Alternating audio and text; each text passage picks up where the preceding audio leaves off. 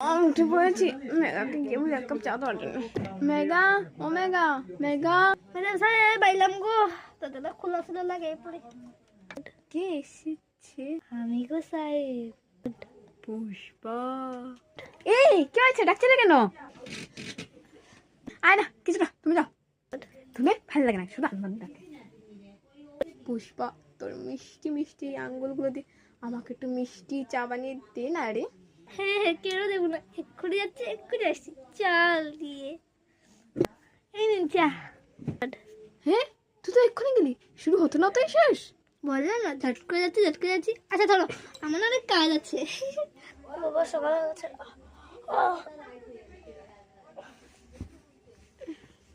বাবা সকাল হচ্ছে। কি রে মা, উঠলি না? কি যা, তোর বৌদিকে বল গিয়ে এক কাপ কফি দিতে। বৌদি এক কাপ কফি দাও তো।